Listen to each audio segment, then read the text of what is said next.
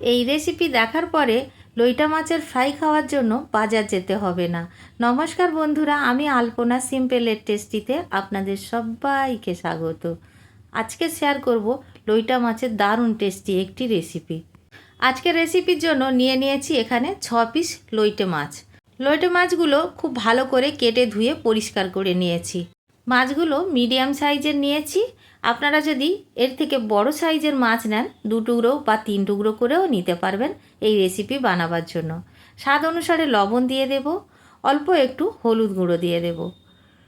লবণ হলুদ খুব ভালো করে মাখিয়ে নিতে হবে প্রথমে। মাছ যদি আপনারা পুরো আস্ত রাখতে চান তাহলে কিন্তু এই প্রসেসটা খুব ভালো করে নেবেন বা দেখে নেবেন। দেখুন, মাছগুলোকে খুব ভালো করে লবণ হলুদ মাখিয়ে রেখে দেব। আধা ঘন্টা মতো রেখে দেব, তাতে করে খুব সুন্দরভাবে জল ঝরে যাবে। আধা ঘন্টা পরে ফিরে আসছি। আধা ঘন্টা পরে মাছগুলোকে নিয়ে আমি এখন একটা স্ট্রেনারের মধ্যে নিয়ে নেব। মাছগুলো যদি আমরা এইভাবে স্ট্রেনারের মধ্যে দিয়ে জল ঝরতে দিই তাহলে কিন্তু খুব সুন্দরভাবে জল ঝরে যাবে। বেশিক্ষণ রাখার দরকার নেই, 5-7 মিনিট রাখলেই কিন্তু জল ঝরে যাবে। জলটা ঝরে যাবার পরে এইভাবে মাছগুলো তুলে নেব।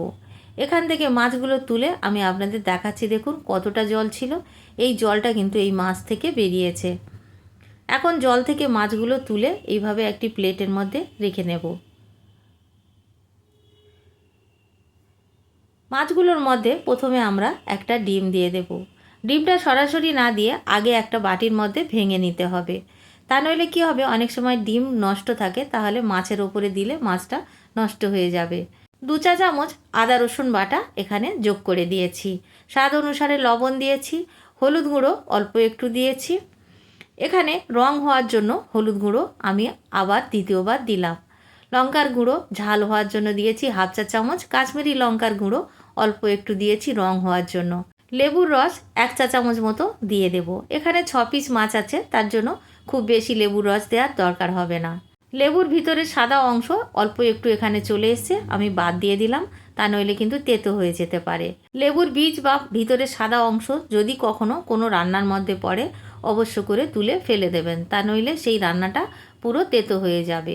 এখানে কর্নফ্লাওয়ার 2 চামচ দিয়ে খুব ভালো করে মিক্স করে নেব। যতটা সম্ভব আলতো হাতে মিক্স করতে হবে, কেন কি এখানে মাছগুলো কিন্তু খুব নরম। আলতো হাতে চামচ দিয়ে খুব ভালো করে মিক্স করে নিচ্ছি। এরপরে আরও আমি একটি উপকরণ দিয়ে দেব। খুব ভালো করে মিশিয়ে নেবার পরে রেখে দেব আমরা 10 মিনিট। 10 মিনিট পরে এখানে আমি ময়দা 2 চামচ দিয়ে দেব। ময়দা দেওয়ার পরে আমরা খুব ভালো করে আরও একবার মাখিয়ে নেব। বাড়িতে যদি কর্নফ্লাওয়ার না থাকে কোনো চিন্তা নেই, আপনারা চালের গুঁড়ো আর ময়দা দিয়ে এই রেসিপি বানিয়ে নিতে পারবেন, কোনো অসুবিধা হবে না, দারুণ মুচমুচে হবে। তো বন্ধুরা, খুব ভালো করে মিশিয়ে নিয়েছি। দেখুন এইভাবে ভালো করে মাছের গায়ে ব্যাটার লাগানোর মতো লাগিয়ে নিতে হবে। এখন চলুন নেক্সট স্টেপটা শুরু করা যাক। গ্যাস জ্বালিয়ে কড়াই বসিয়ে দিয়েছি, আর কড়াইয়ের মধ্যে দিয়ে দেব সর্ষের তেল। এই মাছ কিন্তু সর্ষের তেলে ভাজলে বেশি টেস্ট হয়, তবে আপনারা যে তেলে পছন্দ করবেন সেই তেলে ভেজে নিতে পারেন। এইভাবে মাছের ব্যাটারের মধ্যে এইভাবে মাছগুলো একটু দিয়ে নিতে হবে ভাজার আগে, তাহলে কি হবে, ওপরটা খুব সুন্দরভাবে একটা কোট তৈরি হবে আর মাছগুলো খুব মুচমুচে হয়ে ভাজা হবে। ভালো করে তেলটা গরম করে নিয়ে গ্যাসের ফ্লেম একেবারে লোতে করে দিতে হবে, তারপরে মাছগুলো দিতে হবে। লো ফ্লেমে কিন্তু মাছগুলো ভাজতে হবে, লো টু মিডিয়াম আঁচের মধ্যে মাছগুলো ভাজতে হবে, হাই ফ্লেম করা যাবে না। তাহলে কি হবে, ওপরটা ভালোভাবে ভাজা হবে, ভিতরটা মাছটা কাঁচা থেকে যাবে। তাছাড়াও অনেক বেশি জোরে জোরে তেল ছিটাতে পারে। আপনারা এটা লো ফ্লেমে ভাজবেন, একটু সময় নিয়ে ভাজবেন, দেখবেন খুব সুন্দর মুচমুচে ভাজা হবে। একটা পিঠ 3 থেকে 4 মিনিট রেখে দেবেন লো টু মিডিয়াম আঁচে রেখে, তাহলেই দেখবেন খুব সুন্দরভাবে একটা পিঠ ভাজা হয়ে যাবে। এখন আমি 3 মিনিট পরে উল্টে পাল্টে দিয়েছি, যাতে করে অন্য পিঠটা একটু ভাজা হয়। তো দেখুন বন্ধুরা, অন্য পিঠটা দিয়েও কিন্তু বারবার নাড়াচাড়া করার প্রয়োজন হবে না। এখানে ডিপ ফ্রাই করার মতো তেল দিয়েছি, তাই খুব সুন্দরভাবে দুদিকটা ভাজা হয়ে যাবে। লো টু মিডিয়াম আঁচে রেখে ভালো করে ভেজে নিচ্ছি। এইভাবে দুটো পিঠ কিন্তু ভাজা হয়ে গেছে। মাছটা ভাজা হয়েছে কিভাবে বুঝবেন দেখে, দেখুন বন্ধুরা, তেলটা অনেক বেশি ছিটাচ্ছিল, এখন কিন্তু একদম তেল ছিটাচ্ছে না। তার মানে বুঝতে হবে ভিতর পর্যন্ত আমাদের মাছটা কিন্তু ভাজা হয়ে গেছে। এখন আমি মাছগুলো তুলে নেব। ভালো করে তেল একটু ঝরিয়ে তুলে নিতে হবে। দেখুন কত সুন্দর দেখতে হয়েছে, কতটা লোভনীয়।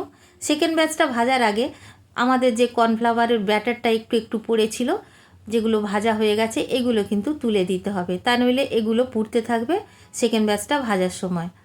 সেকেন্ড ব্যাচটা একইভাবে দিয়ে দেব, গ্যাসের ফ্লেম লোতে রেখে কিন্তু ভাজতে হবে।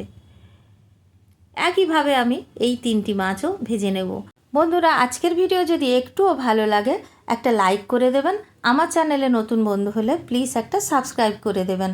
পাশে থাকা বেল আইকনটি অবশ্য করে প্রেস করে দেবেন, যাতে করে এই ধরনের সুন্দর সুন্দর ভিডিও আমি আপলোড করলে আপনাদের কাছে সবার আগে পৌঁছে যায়। উল্টে পাল্টে সেকেন্ড ব্যাচটাও কিন্তু সুন্দর করে ভেজে নিয়েছি। দেখুন এইভাবে উল্টে পাল্টে একটু নাড়াচাড়া করে ভেজে নিতে হবে, তাতে করে খুব সুন্দর মুচমুচে হবে, একটাও মাছ ভাঙবে না। আর এই রেসিপি দেখার পরে বাজার থেকে আপনাদের লইটা মাছের ফ্রাই কিনে আর খেতে হবে না। তো আজকের থেকে আপনারা বাড়িতে বানিয়ে এইভাবে খেতে পারবেন। এখন আমরা সেকেন্ড ব্যাচটাও তুলে নেব। মাছগুলো কতটা লোভনীয় হয়েছে আপনারা দেখে নিশ্চয়ই বুঝতে পারছেন। যেমন সুন্দর দেখতে হয়েছে, কোনো মাছ কিন্তু ভাঙেনি আর দারুণ মুচমুচে হয়। এইভাবে যদি আপনারা মাছগুলো ভেজে নিতে পারেন, সঙ্গে লেবু দিয়ে আমি পরিবেশন করলাম। আপনারা আপনাদের পছন্দ মতো সস বা অন্য কিছু দিয়েও পরিবেশন করতে পারেন। দেখুন কতটা সুন্দর দেখতে হয়েছে, একেবারে মুচমুচে হয়েছে বাইরেটা। আর ভাতের সাথে তো দারুণ লাগে আমার, গরম ভাতের সাথে লইটা মাছ অসম্ভব ভালো লাগে। বাড়িতে বানাবেন, কেমন লাগলো কমেন্ট করে জানাবেন। রেসিপি যদি ভালো লাগে একটা লাইক করে দেবেন। আমার চ্যানেলে নতুন বন্ধু হলে সাবস্ক্রাইব করতে ভুলবেন না যেন। আজকের এই পর্যন্ত, দেখা হবে পরের ভিডিও নতুন কোনো রেসিপির সঙ্গে। সুস্থ থাকবেন, ধন্যবাদ, নমস্কার।